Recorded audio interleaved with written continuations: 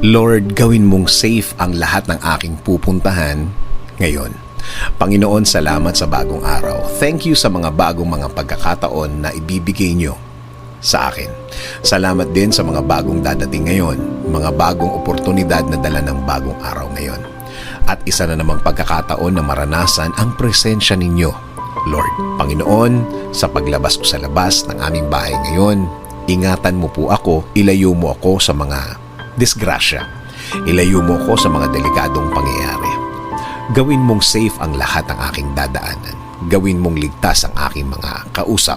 Huwag mong hayaang mangyari ang mga masasamang plano ng mga tao laban sa amin. Protektahan mo kami sa mga pagkakataon na ito. Please send your angels to guard us all throughout the day, Lord. Make our day blessed. Ikaw na din po ang bahala, Lord, sa lahat ng aking lakad at mga aasikasuhin sa araw na ito. Iligay mo po ang mga taong tutulong at magbibigay ng suporta sa akin, sa aking way. Gawin mo silang instrumento sa pagbibigay ng mga magagandang bagay sa aking mga gagawin ngayon, Lord. Lord, i-bless niyo din po ang lahat ng driver sa lahat ng daan ngayon. Gawin niyo po silang matalinong mga driver. Ingatan niyo po sila. Protektahan niyo din po ang lahat ng kanilang lakad at mga pupuntahan ngayon, Lord. Salamat. Salamat, Lord. Dahil mararamdaman ko na naman ang inyong guidance sa akin.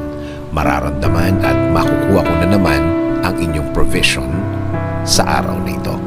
Alam ko po kapag sa inyo po nanggaling ang mga bagay na ito po ay hindi magdudulot ng karagdagang problema. Patuloy niyo po akong i-bless ng inyong magandang plano. Alam ko po, Lord, na kapag kayo po ang nagplano, matutuloy po ang lahat. Kaya patuloy mo pong pasukin ang aking buhay. Ini-offer ko na po sa inyo ang araw na ito. Kasama na po ang mga araw na parating. Ibinibigay ko na din po ang aking problema, Lord. Palitan niyo po ito ng saya at peace of mind. Patahimikin at pakalmahin niyo po palagi ang aking puso at isipan, Lord. Pati, Lord, ang aking bayan. I-lead niyo po ito sa isang maayos at magandang pamamalakad. Patuloy niyo pong i-bless ang mga namumuno sa amin, Lord.